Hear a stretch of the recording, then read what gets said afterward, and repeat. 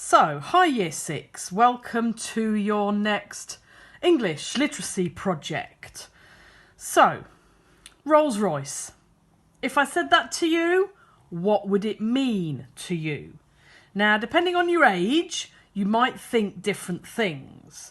And it's not also your age, it might be also where you live. For example, if I asked my sister in Brighton, she would give me one answer.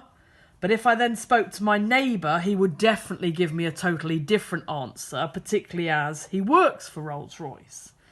So let's rewind back to our visit this year, and what can you remember about it? Well, there was the museum. We saw lots of engines and lots of bits and bobs. We saw that massive engine. We saw pictures of various different engines where they were situated.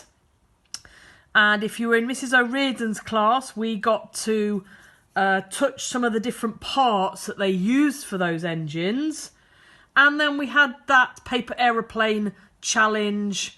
Who could make the most streamlined paper aeroplane and to go the furthest? So we've been to Rolls-Royce, but we're going to see if we can find out a little bit more. So your project for the next couple of days is to do some research about Rolls-Royce. Now, I've had very limited internet, but what I have managed to find, I've found really interesting. So I've included some of those questions of the things that I've found out on this sheet, which will be on Classroom, Dojo, wherever you're going to access it, or in school. The adults will let you have a little look at it, of just some questions to help you sort of guide your thinking. Now, you don't have to use these. You can, depending on what you can find. As I say, I had quite limited internet, so I've only found various bits and bobs. So I've got a little section about the history of Rolls-Royce. Now, my sister might have said, oh, they're cars. So there's a little section on motor cars, but I'll leave you to investigate that.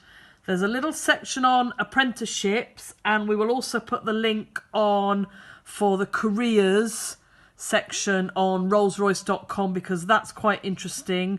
And many people in this area will have been through the apprenticeship scheme, and that might be something that you want to think about in the future.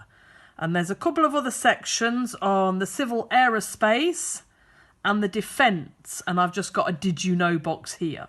So these are just questions to help you to think about what you can find out. You don't need to necessarily use them, but they might give you some structure to when you come to write your little fact sheet.